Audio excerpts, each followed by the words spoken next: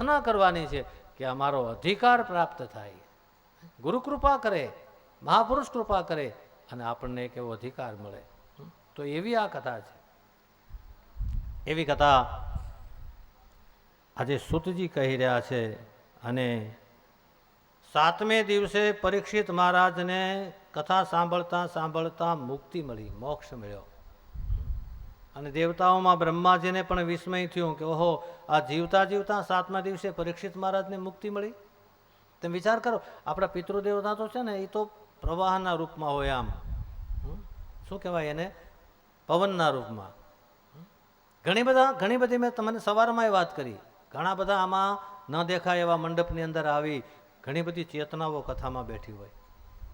જ્યારે 3 કલાક કથા શરૂ થાય ને, ત્યારે આપણે બેઠીએ ને શાંતિથી અને કથા સાંભળીએ અથવા આમ ધ્યાનમાં બેઠીએ, આનંદમાં, તો એની કૃપા આપણા ઉપર ઉતરે. આપણે એકલા નથી બેઠા અહીંયા, આ દેખાય છે એટલા જ નથી બેઠા, નથી દેખાતા એવા ઘણા બધી ચેતનાઓ આમાં બેઠી હોય, ઘણી બધી ચેતનાઓ બેઠી હોય. હું તમને વધારે તો પહેલાં એવા ઊંચી કથામાં નહીં લઈ જાઉં, નહીંતર વૈજ્ઞાનિક દૃષ્ટિએ બધા એના અનુભવો છે, સંતોના અનુભવો છે. ભગવાનની કથા તમે જોજો, 7 દિવસમાં તમારે ત્યાં કોઈ ખબર નહીં પડે એવી વ્યક્તિ આવી જશે, કોઈ જમીન વહી જશે, કોઈ ચા પાણી પીને વહી જશે, કોઈ ઘડીક વાર કથામાં બેઠીને વહી જશે. ઝાઝા બધા માણસો હોય, ખબર ન હોય આપણને કોણ આવ્યું કોણ ગયું. એવી દેવીય ચેતનાઓ ભગવાનની કથામાં આવે છે. એટલે આપણે જેટલા આમ આનંદથી બેઠીએ, જેટલા સંયમમાં બેઠીએ, નિયમમાં બેઠીએ, એટલી આપણને એની કૃપા મળે. તો પરીક્ષિત મહારાજને જીવતા જીવતા મોક્ષ મળ્યો એ સાંભળીને બ્રહ્માજીએ તુલના કરી. એમ તો કથા એવી છે કે ત્રાજવું બાંધ્યું અને એની અંદર બધા જ ગ્રંથોને મૂક્યા અને એક બાજુ ભાગવતને મૂક્યું. તો બધા જ ગ્રંથો કરતાં પણ ભાગવત સર્વશ્રેષ્ઠ સાબિત થયું.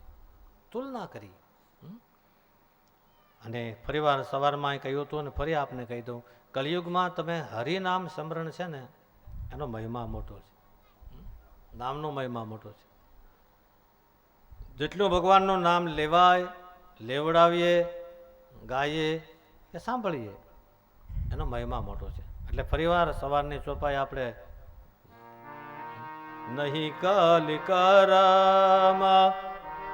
ન ભગતિ વિવેકો, નહીં કલિકરમાં ન ભગતિ વિવેકો, નહીં કલિકરમાં ન ભગતિ વિવેકો, નહીં કલિકરમાં ભગતિ વિવેકો.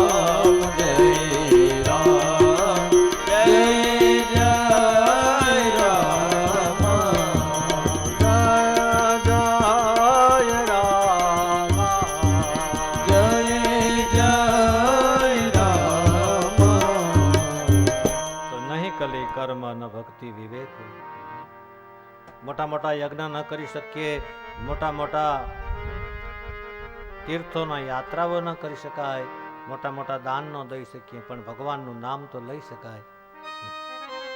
જેટલું ભગવાનનું નામ લઈએ જીવનું કલ્યાણ થઈ જાય. તો સુતજીએ કહ્યું, પેલા દેવર્ષિ નારદજીએ આ કથા સનંતકુમારોએ નારદજીને સંભળાવી હતી. એટલે સૌનકાદિ ઋષિઓએ પ્રશ્ન પૂછ્યો કે ભાઈ, નારદજીને તો દક્ષ મહારાજનો શ્રાપ છે, એટલે એક જગ્યાએ સ્થિર બેઠી શકે નહીં, તો પછી એક જગ્યાએ સ્થિર કેમ બેઠા? સનંતકુમારો ક્યાં મળ્યા? એને શા માટે કથા સંભળાવી? એ બધી કથા અમને કહું. એવી કથા છે કે એક વખત નારદજી એ મૃત્યુલોકમાં આવેલા. સંતો છે ને વિચરણ કરતા હોય, હરતા ફરતા હોય. એટલે આપણે બહુ સરસ વાત લખી છે. હા, સંતો ફરતા મંદિરિયા સીતારામના.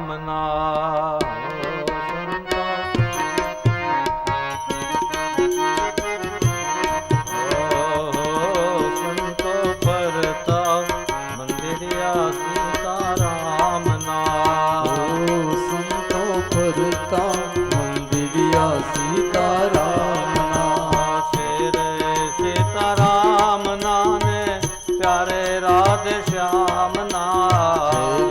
સીતારામના ને પ્યારે રાધે શ્યામના. શેરે સીતારામના ને પ્યારે રાધે શ્યામના. સીતારામના ને પ્યારે રાધે શ્યામના. સંતો ફરતા મંદિરિયા સીતારામના. સંતો ફરતા મંદિરિયા સીતારામના. શેરે સીતારામના પ્યારે રાધે શ્યામના. સીતારામના ને પ્યારે રાધે શ્યામના.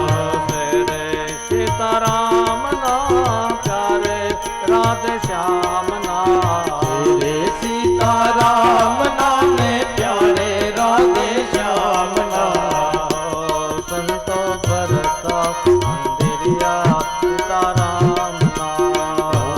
સંતો ફરતા મંદિરિયા સીતારામના. સંતો ફરતા મંદિરિયા સીતારામના. સંતો ફરતા મંદિરિયા સીતારામના. સંતો ફરતા મંદિરિયા સીતારામના. સંતો ફરતા મંદિરિયા સીતારામના. આવી રીતે એકવાર નારદજી પૃથ્વી ઉપર આવ્યા.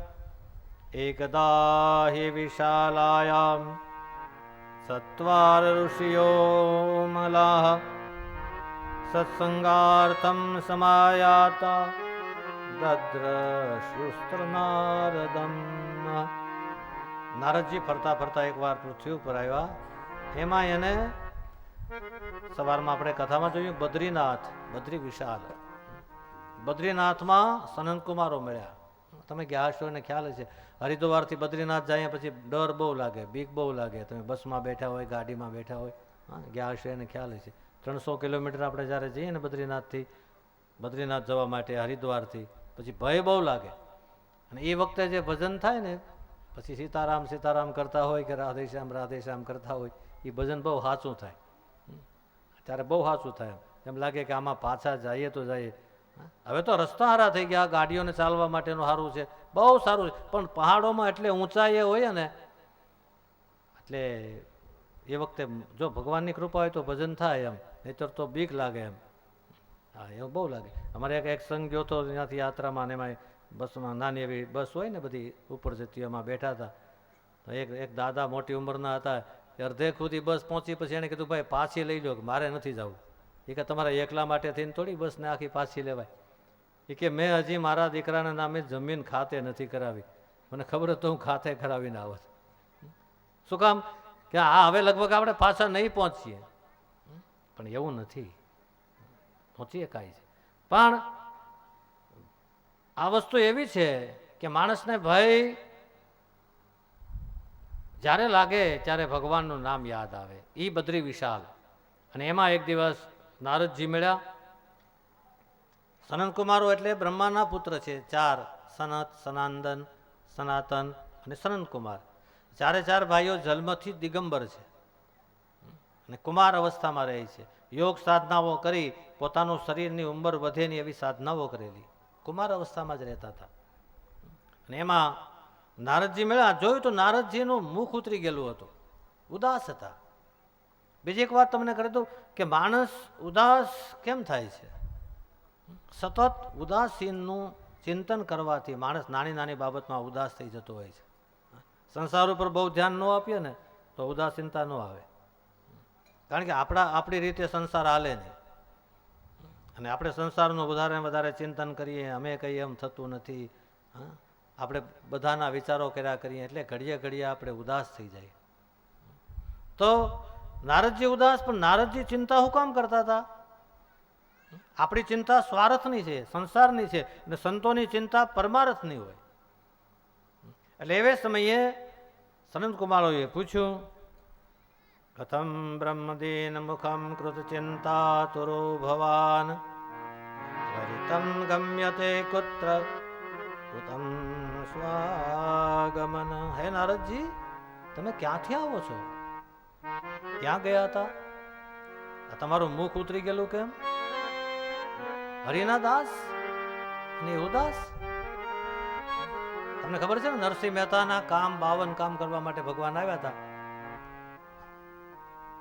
એક આપણે 4:30 વાગે ઇન્ટરવલ આપવાના છે. તમે ચા પાણી અને એ 4:30ના ઇન્ટરવલમાં રાખજો. બપોરે સવારમાં 10:30માં રાખજો. અત્યારે તો વાંધો નહીં, 4:30 હું 10 મિનિટ આપીશ જ. નહીં તો તમને ખોટ જાય, અમને ખોટ નહીં જાય. અમે તો 7 દિવસ કથા કરીને વયા જાઉં, પણ તમે ખોટમાં રહી જાઓ. ચા પાણી પીવામાં રહો, તમારું ધ્યાન કથામાં નહીં રહે. અમે તો 3 કલાકમાં 2 મિનિટ 5 મિનિટ વધારીને તમને કથા કરી દેવું, પણ તમે ખોટમાં જાઓ. 4:30 વાગે ઇન્ટરવલ પડે ને ત્યારે ચા પાણી બધું આપવું. 1 કલાક તમારું તપ થાય.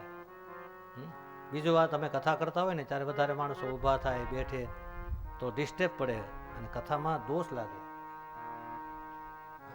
પુણ્ય કરવા જાય એમાં દોષ લાગે. એટલે બને એટલું તમે સાવધાની રાખજો.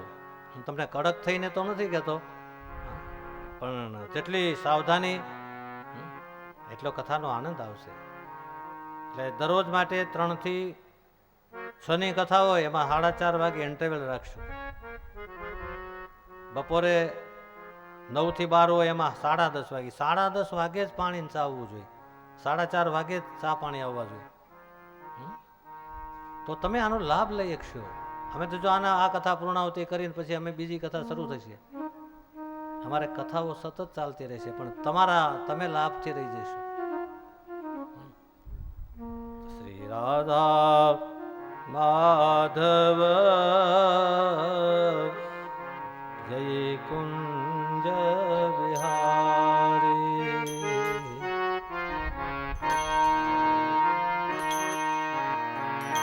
જય રાધા માધવ જય કુંજ બિહારી.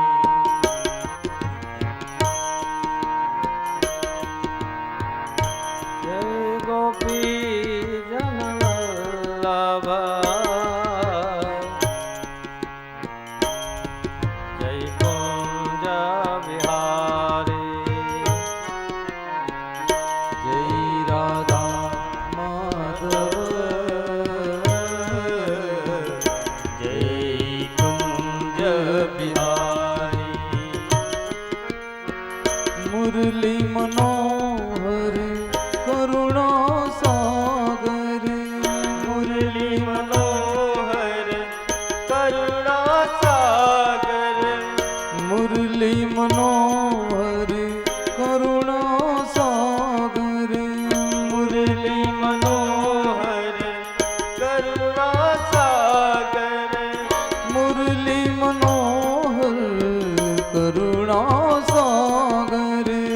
મુરલી મનોહર કરુણા સાગર. જય ગોવર્ધન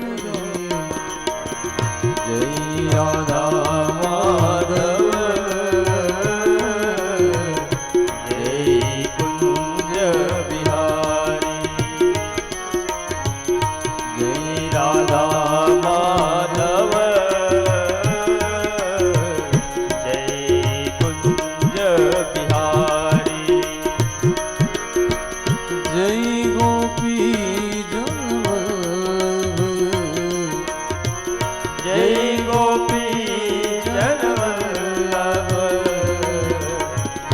જય ગિરિવરધારી જય રાધા માધવ જય કુંજ બિહારી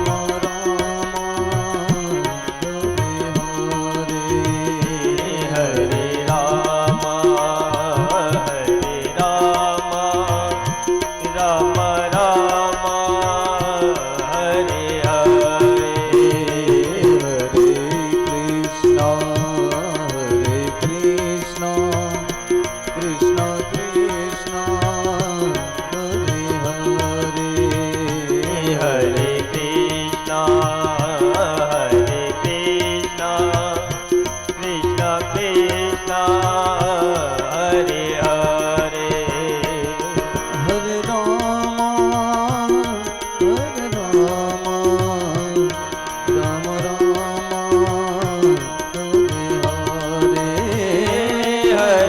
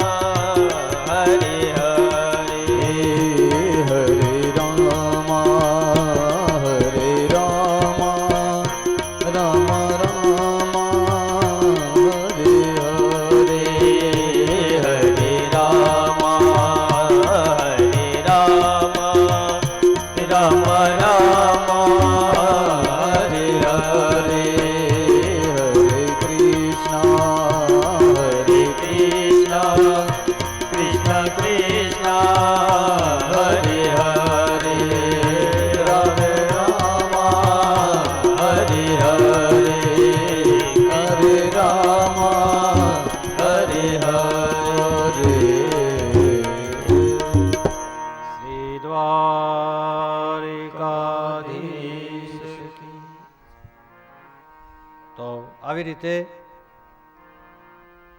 જ્યારે નારદજી ઉદાસ હતા અને સનંત કુમારોએ જોયા એટલે નારદજીને પૂછ્યું કે તમે ઉદાસ કેમ? નારદજીએ પોતાની વેદના કહી. અહમ તો પૃથ્વીયા તો જ્ઞાત્વા સર્વત્મામિતિ પુષ્કરમ ચ પ્રયાગમ ચ કાશી ગોદાવરી તથા. અમારે એક ભાઈ મારી પાસે આવેલા, એને મને એમ કહ્યું હતું કે મારી પાસે એવી સગવડતા નથી કે મારે ઘરે મારા પિતૃ માટે ભાગવત કરાવી શકું. મારો એક એવી ઈચ્છા છે કે હું કોઈની ગાડી પણ માગીને લાવીશ, તમને લઈ જઈશ, એક અડધી કલાક માટે મારે ઘરે તમે પધારો અને ભાગવતની પોથીની હું ખાલી નાની એવી પૂજા કરી લઈશ, અમે બંને માણસ બેઠી આરતી કરી લઈશું અને ત્રીજું કોઈ નહીં હોય. એક ભાગવતનો શ્લોક લઈને એક શ્લોકનું તમે 10 મિનિટ ખાલી પારાયણ કરી દેજો, મને યથાશક્તિ મળશે, હું દક્ષિણા આપને મૂકી દઈશ અને મને હું માની લઈશ કે મારે ઘરે આખું ભાગવત થઈ ગયું. પછી મેં એને પૂછ્યું, મેં કીધું તમને આ વાત કોણે કહી? ત્યારે એણે કીધું કે એકવાર હું શિવરાત્રિમાં જુનાગઢ ગયેલો ને એમાં મને એવું રહ્યા કરતું કે બધા તો એના પિતૃ પાસે ભાગવત કરાવે, હું નાનો માણસ કેમ કરાવી શકું? એટલા માટે મારો એવો વિચાર હતો. એમાં મને એક મહાત્મા મળ્યા અને એને આગળ મેં આ વેદના કહી. ત્યારે મને એણે એવું કહ્યું કે તું કોઈ એક સારા બ્રાહ્મણને બોલાવી તારા આંગણામાં એક ભાગવતના મંત્રનું પારાયણ કરાવી લેજે, તો તારા પિતૃઓનું મોક્ષ થઈ જશે, તારે વધારે જરૂર નથી.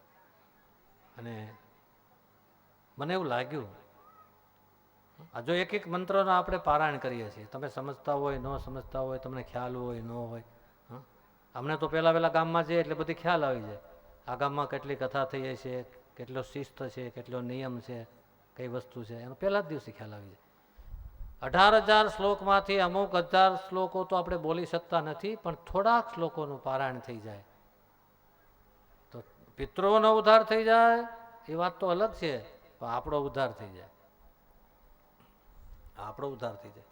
હા, મેં ઘણીવાર કથામાં, અમારી સાઈડની કથામાં તો મેં ઘણીવાર કરી.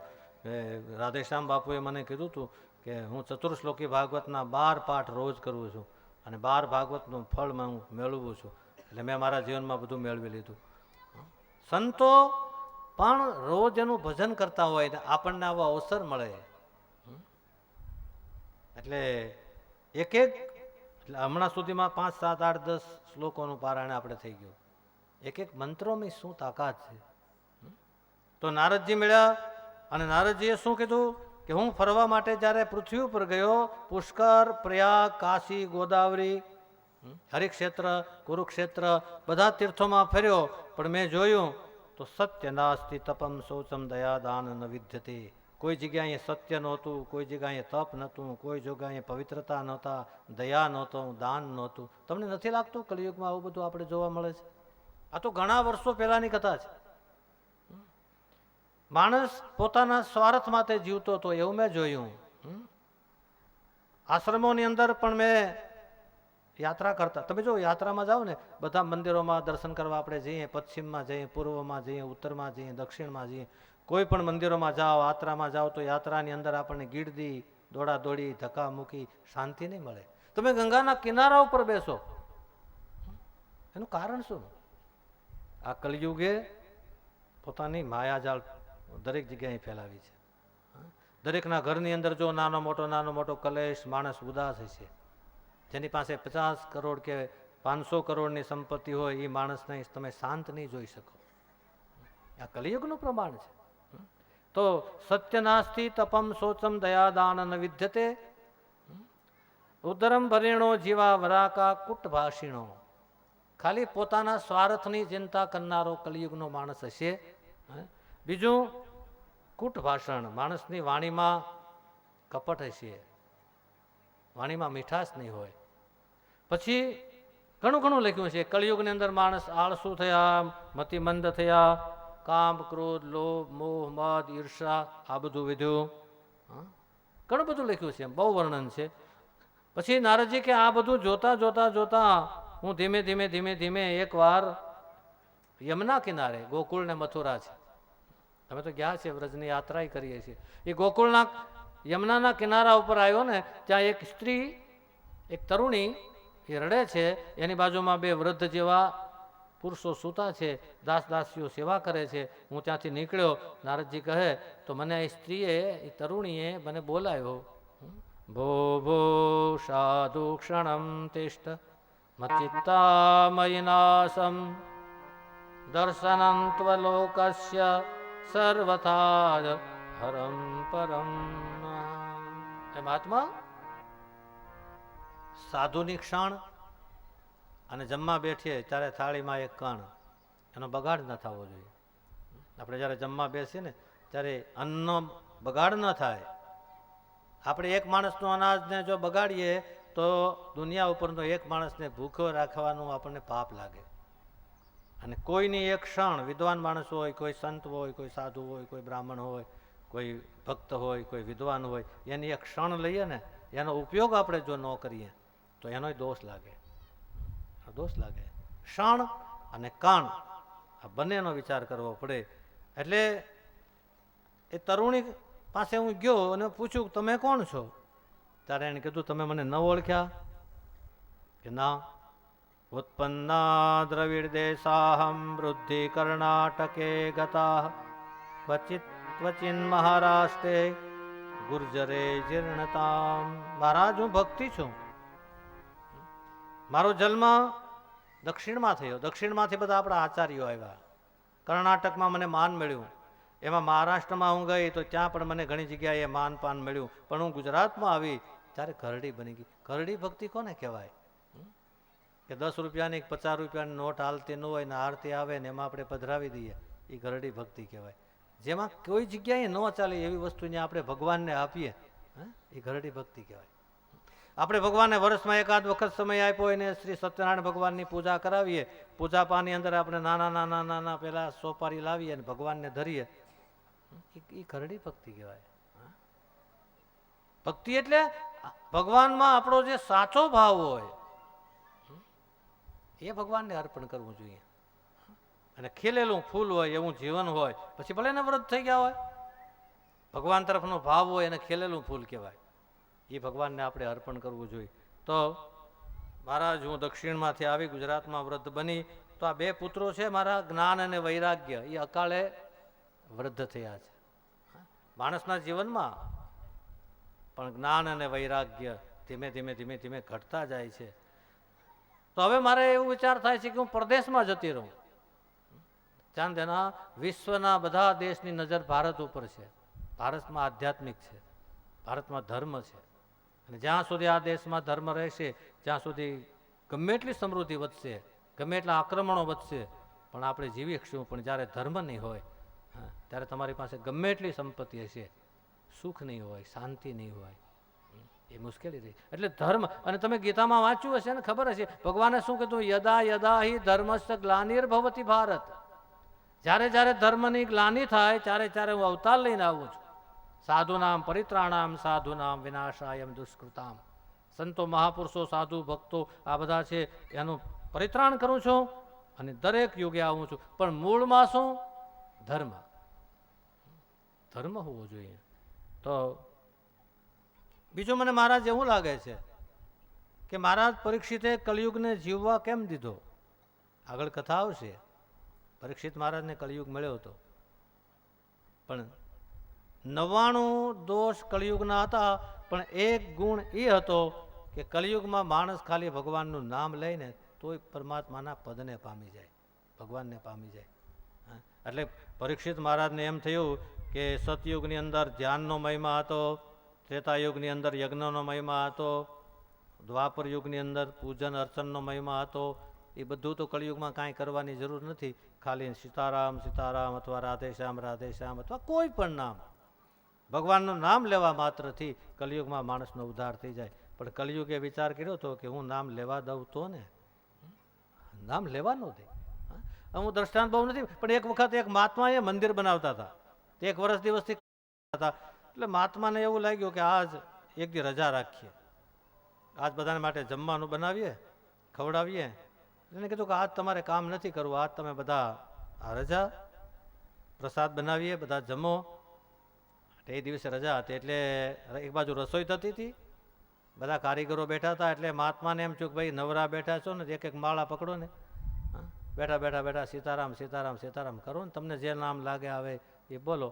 એ બધાએ માળા લીધી, પણ કોઈ દી માળા હાથમાં લીધી ન હોય ને એ ભળે નહીં. હા, એ ભળે નહીં. પછી માળા લઈને ધીમે ધીમે ધીમે કરતા હતા ને, તે 10 મિનિટ 15 મિનિટ થઈ એટલે એક જણો એના બાજુમાં હતો, એને કીધું ભાઈ આના કરતાં તો આપણે કામ કરવું સારું, આ માળા નથી ભરતી. પછી 2 કલાક થઈને પછી કંટાળા, એટલે બાપુ પાસે જઈને એમ કીધું, બાપુ એક કામ તમે કરો નહીં કે શું, અમારે કાંઈ મજૂરી નથી જોતી, પણ અમે પાણા ફેરવીએ પણ આ પારા ફરતા નથી. એ પાણા ફરે, હા, પારા ન ફરે. પારા કોઈક ફેરવી શકે, ને જે પારા ફેરવી ગયા એને પાણા પછી ફેરવવા નથી પડતા. ધ્યાન દેનાર જેણે જેણે ભજન કરી ગયા ને એને પછી એને કઠિન કામ કરવું નથી પડતું, પણ કઠિન કામ છે. એટલે કલિયુગને પરીક્ષિત મહારાજે એટલા માટે રહેવા દીધો કે કલિયુગની અંદર માણસ કમસે કમ જો ભજન કરશે તો એનું જીવન દિવ્ય બનશે, એટલા માટે રહેવા દીધો. અને પછી એવી કથા છે કે નારદજીએ વેદ મંત્રો સંભળાવ્યા, ગીતાનું પારાયણ કર્યું, થોડીક વાર માટે જ્ઞાન વૈરાગ્ય જાગે, થોડીક વાર માટે બગાસું ખાય અને પાછા સૂઈ જાય. નારદજીને વિચાર થયો કે આવું કેમ થયું? એમ વેદ મંત્રો કરું છું, ગીતાનો પાઠ કરું છું, જ્ઞાન વૈરાગ્ય જાગે છે. તમે જોજો ક્યારેક ક્યારેક કથા સાંભળતા હોય ત્યારે આપણામાં જ્ઞાન જાગી જાય, વૈરાગ્ય જાગી જાય. ક્યારેક ક્યારેક સ્મશાનની અંદર આપણું કોઈ સ્નેહી હોય, આપણો મિત્ર હોય, કોઈક યુવાન વયમાં જતું રહ્યું હોય, એ દૃશ્ય જોઈએ ત્યારે આપણને એવું લાગે કે ઓહો, આપણી સાથે રહેનારો માણસ, આપણી સાથે જમનારો, આપણી સાથે બેહનારો ઘડીક વારમાં જતો રહ્યો. ત્યારે શમશાનનું ક્યારેક ક્યારેક વૈરાગ્ય લાગી જાય, પણ એ ટકતો નથી. જો એ ટકી જાય તો માણસનો ઉદ્ધાર થઈ જાય. એટલે જ્ઞાન અને વૈરાગ્ય ક્યારેક ક્યારેક જાગે છે, બગાસું ખાય અને સૂઈ જાય છે. એટલા માટે નારદજીએ વેદઘોષ કર્યા, ગીતા પાઠ કર્યા, થોડી વાર માટે જ્ઞાન વૈરાગ્ય જાગૃત થયા અને પાછા સૂઈ ગયા. એટલે આકાશવાણી થઈ કે સત્કર્મ કરો. નારદજીએ વિચાર કર્યો કે સત્કર્મ શું કરવું. એ બધાને પૂછતા પૂછતા નારદજી આવ્યા અહીંયા બદ્રીનાથમાં, અને ત્યાં એને આ સનનકુમારો મળેલા. એટલે સનનકુમારોને કીધું કે મારે ભક્તિ મહારાણીનું દુઃખ દૂર કરવું છે, જ્ઞાન વૈરાગ્યને જાગૃત કરવા છે, એટલા માટે મારે શું કરવું. અને એ સમયે સનનકુમારોએ કહ્યું કે મહારાજ એક જ ઉપાય છે, અને એ ઉપાય એ છે કે આપણે એમના માટે શ્રીમદ ભાગવતની કથા કરીએ. શ્રીમદ ભાગવતની કથા સાંભળવાથી જ્ઞાન વૈરાગ્ય અને ભક્તિ આપણા જીવનમાં કાં તો વધારે ભક્તિ હોય, કાં તો વધારે જ્ઞાન હોય, કાં તો વૈરાગ્ય હોય, કાં તો કાંઈ ન હોય. ભગવાનની કથા સાંભળવાથી જ્ઞાન વધે, વૈરાગ્ય વધે, ભક્તિ વધે. એટલે વિચાર કર્યો કે આપણે અહીંયા કથા કરશું તો ઊંચાઈ ઉપર છે. એટલે આવ્યા ગંગાજીના કિનારા ઉપર, અને ગંગાના કિનારા ઉપર આવી અને જ્યાં આનંદ નામનો ઘાટ છે એ ઘાટ ઉપર કથા કરવાનો વિચાર કર્યો. બહુ સરસ વાત લખી છે. ભાગ્યોદયેન બહુ જન્મ સર્જિતેન સત્સંગ ચલબતે પુરુષો યદા વય.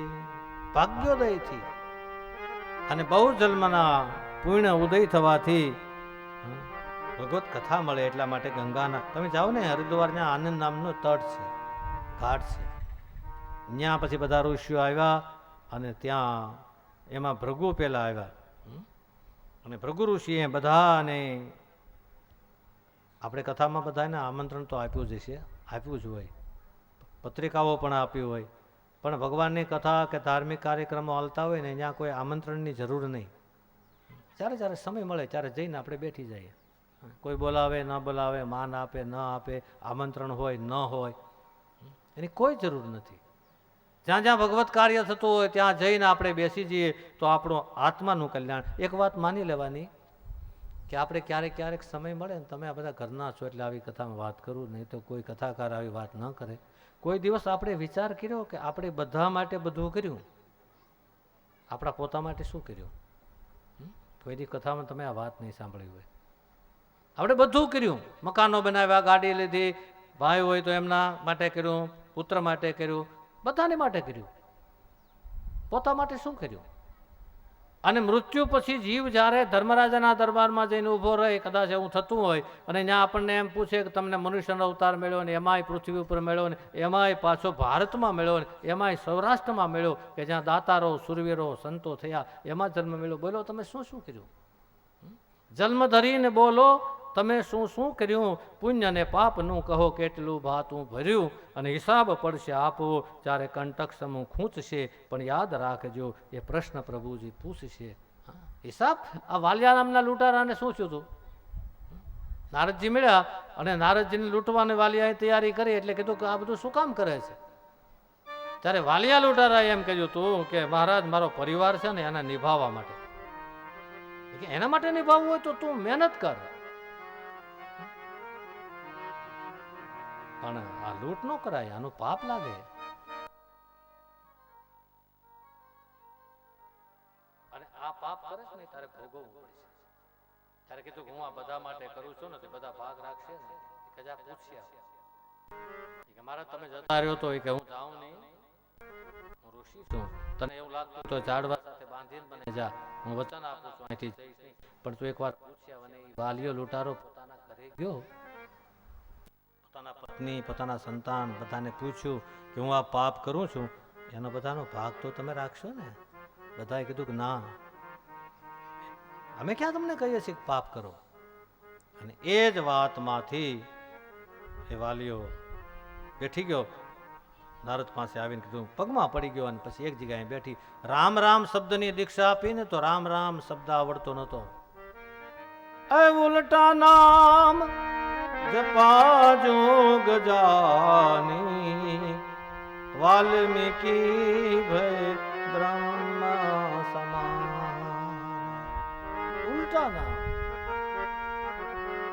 ઉલટા નામ જપા જોગ જાની, વાલ્મીકી ભય બ્રહ્મ સમાન.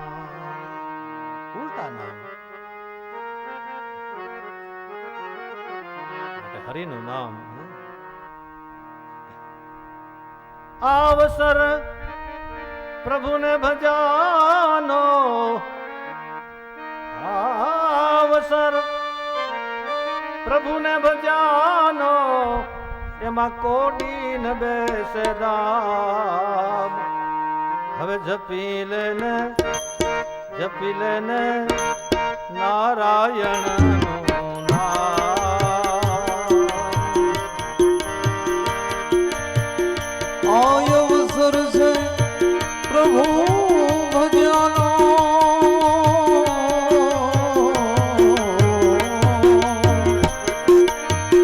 આય અવસર છે હરિ ભજ્યાનો, કોવિલ બેસે દામ. ભજી લેને નારાયણનું નામ, ભજી લે નારાયણનું નામ.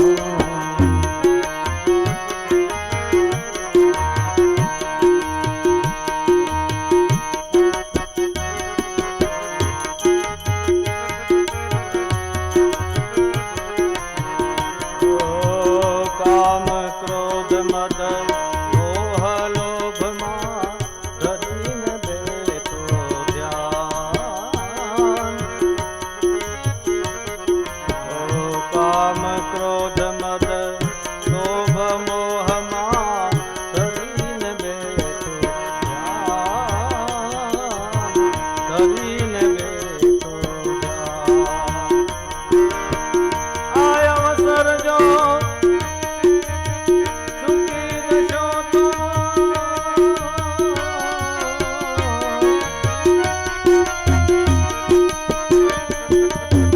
અવસર સુખી જશો તો આવે નહીં એ તમામ.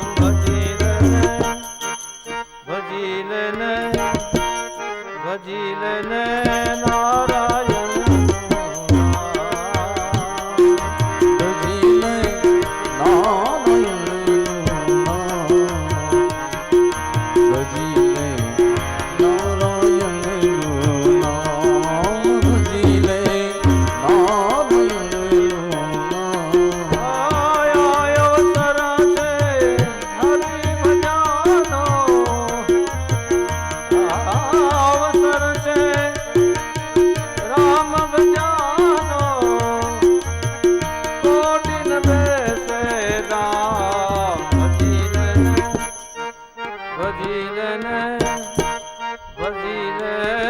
નારાયણ. ભજી લે નારાયણનું નામ, ભજી લે નારાયણ. ભજી લે નારાયણનું નામ, ભજી લે નારાયણ. ભજી લે નારાયણનું નામ. નારાયણનું નામ, ભગવાનનું નામ. આવી રીતે ગંગાના કિનારા ઉપર નમામિ ગંગેવ તવ પાદ પંકજમ, સુરાસુરેર વંદિત દિવ્ય રૂપમ, ભુક્તિ ચ મુક્તિ ચ દદાસી નિત્યમ, ભાવાનુસારેણ સદા નરાણામ.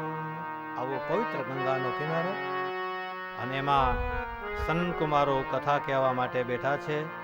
ભૃગુ ઋષિએ બધાને ભક્તિ ફેરી કરી બધા ઋષિઓને આમંત્રણ આપ્યું અને આખો ગંગા કિનારો ભરાણો. શા માટે કથા કરી હતી? જ્ઞાન, ભક્તિ અને વૈરાગ્ય.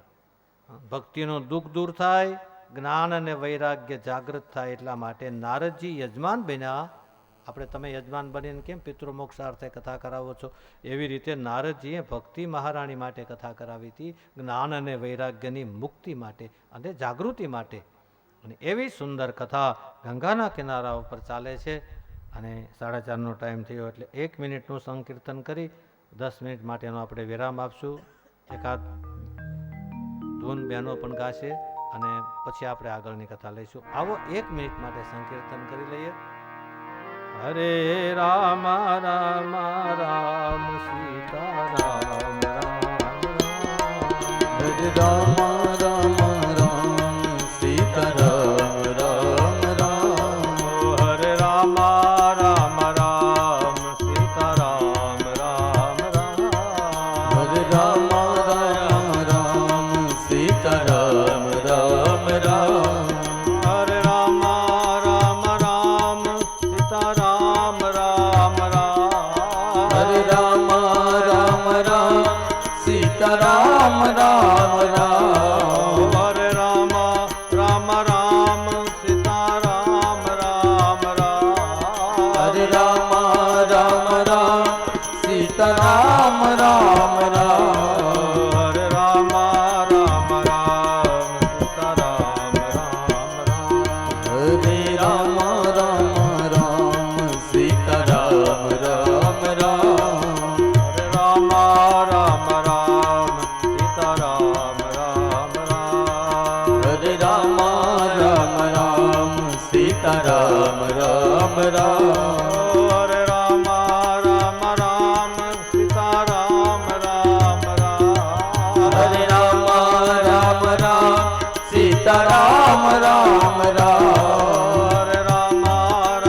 રામ સીતા રામ રામ રામ.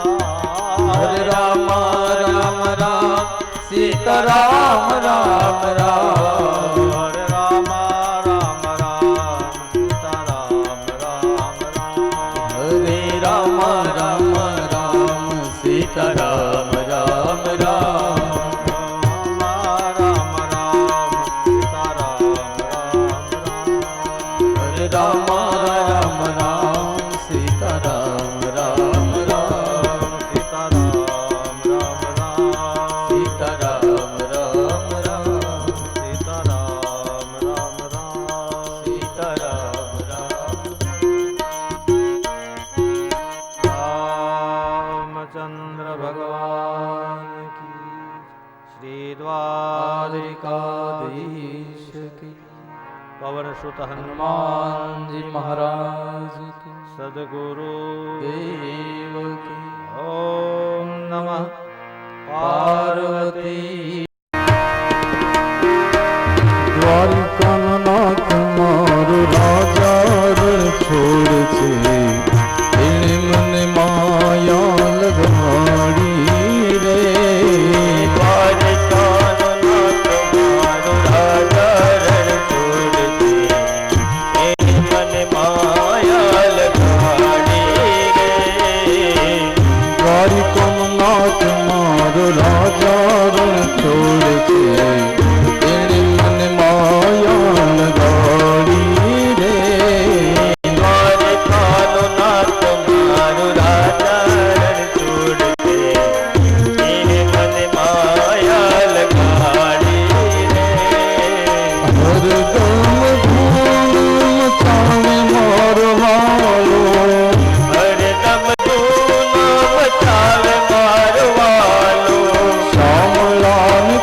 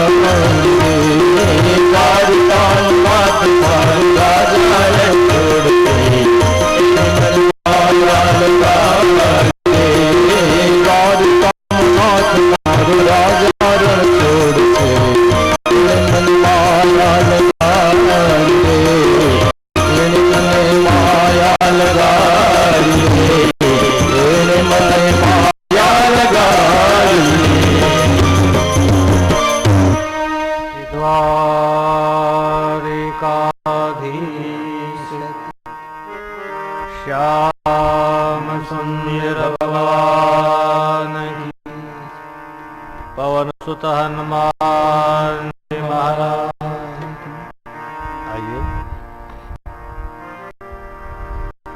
મુખમ કરોતિ વાચાલમ પંગુલંઘયતે ગિરિમ યત્કૃપા વંદે પરમાનંદં માધવમ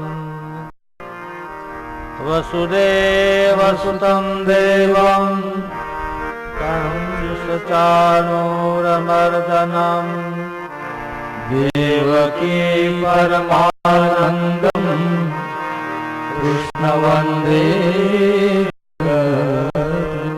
શ્યામ સુંદર ભગવાન પરિવાર ભગવાનની કથામાં પ્રવેશ કરીએ. વિરામ પહેલા માં ગંગાજીને આપણે વંદન કર્યા. ગંગાના કિનારા ઉપર હજારો ઋષિઓ બેઠા છે. સનન કુમારો કથા કહી રહ્યા છે. નારદજી કથાના આયોજક બનીને યજમાન બનીને કથા શ્રવણ કરે છે. નારદ જેવા ઋષિ પોતાના પિતાની પાસેથી ભાગવત ચતુર્શ્લોકી મેળવ્યું હતું, પણ આજ સનન કુમારો પાસેથી વિધિવત સાંભળે છે. આપણે એક પ્રશ્ન ઘણીવાર માણસ કરે કે ભાઈ એટલી કથાઓ થાય, એટલા સત્સંગો થાય, એટલા યજ્ઞો થાય, એટલા મંદિરો, છતાં માણસમાં કેમ ફેર પડતો નથી?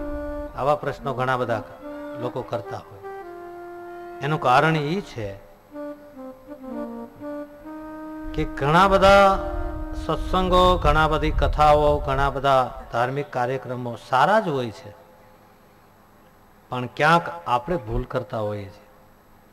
એટલે આપણા શાસ્ત્રોએ એવું કહ્યું છે કે સદા સેવ્યા શ્રીમદ ભાગવતી કથા યશ શ્રવણ માત્રે ન હરિચિત્તમ સમાશ્રિયત. સનન કુમારોએ બે હાથ ઊંચા કરીને કહ્યું કે સદા સેવ્યા. સત્સંગ છે ને એક ઘડી આધી ઘડી તો કરીએ જ, પણ પછી આ કથા 7 દિવસે પૂરી થાય ને પછી આપણા ઘરની અંદર આપણે અડધો કલાક, 10 મિનિટ, 15 મિનિટ સત્સંગ કરવો જોઈએ. કોઈ ગ્રંથનો સત્સંગ, કોઈ કેસેટ દ્વારા, પછી આપણને જે ઠીક લાગે. પણ સત્સંગ કરીએ તો રોજ મન સાફ થાય, અને મન સાફ થાય તો આપણા મનની અંદર ભીતરમાં ભગવત કથા ઉતરે. આપણે જો આ કથા છે તો અહીંયા બેસવાની વ્યવસ્થા, ગાદલાની, સોફાની, ખુરશીની આ બધી વ્યવસ્થા છે, તો આપણે એમાં આવીને બેસીએ ને. એમ ભગવાનને આવી અને આપણે અંદર બેઠવું છે, આપણે અંદર આવીને બેઠવું છે. આ વ્યાસપીઠ કેમ બનાવી? ભાગવત ભગવાનને પધરાવવા માટે. એમ આપણું મન એવું પવિત્ર કરીએ કે એમાં ભગવાન તો છે જ. સબ ઘટ મોરે સાયા ખાલી ઘટ ના કોઈ, પણ બલહારી વો ઘટ કી જા ઘટ મેં પરગટ હોય. બધા ઘટની અંદર પરમાત્મા છે. ભગવાન વિનાનો એકય જીવ નથી.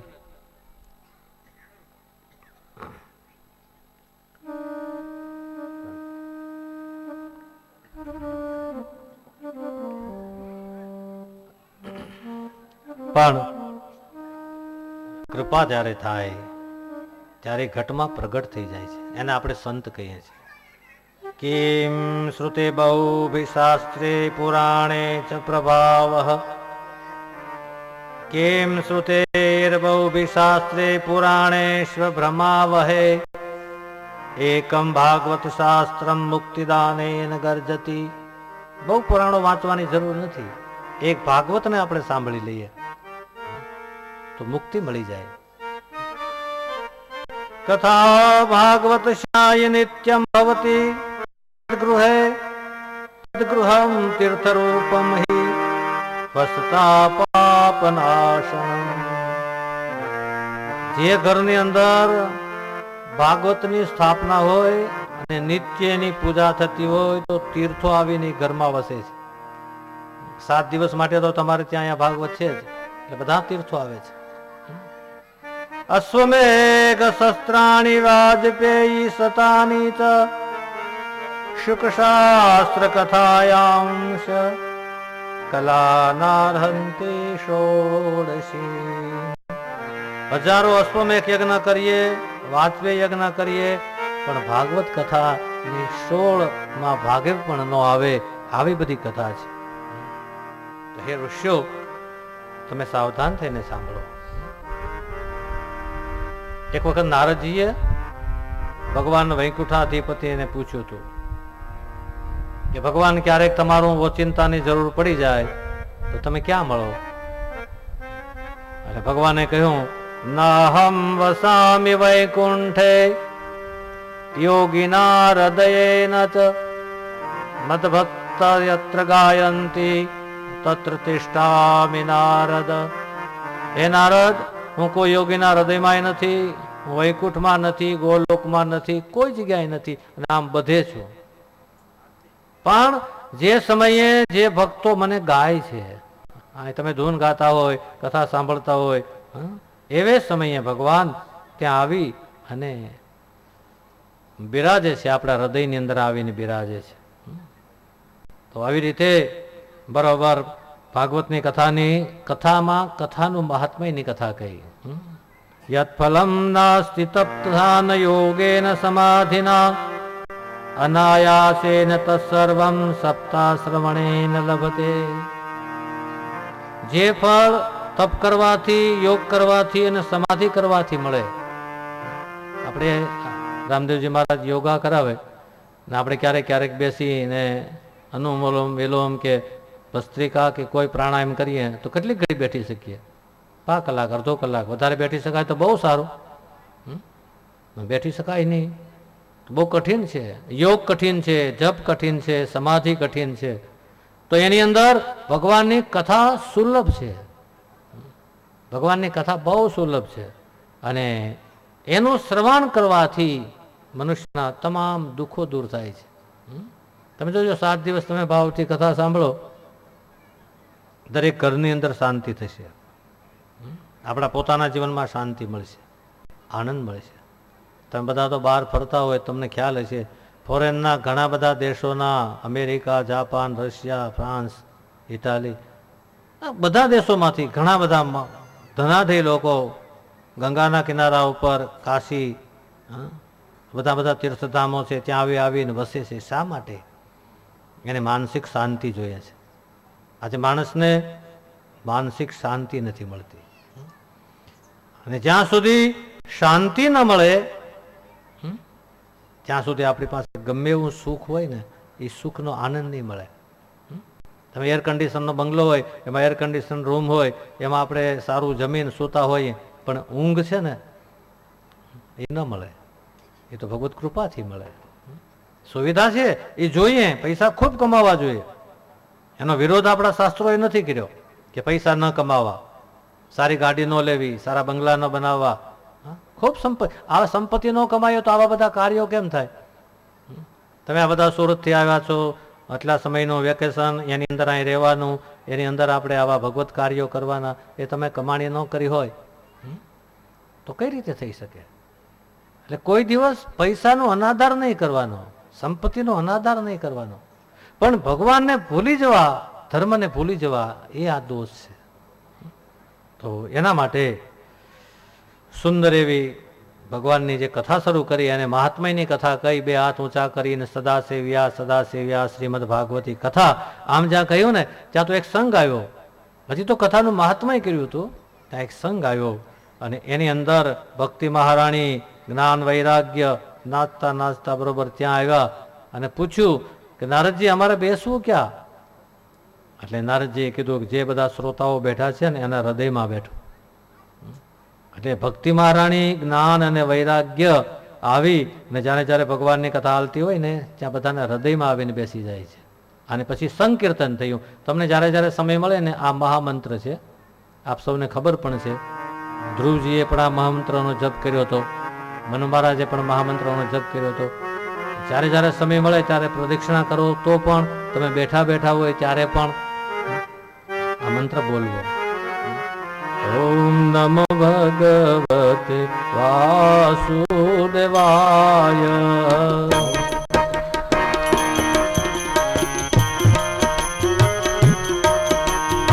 ઓમ નમો ભગવતે વાસુદેવાય.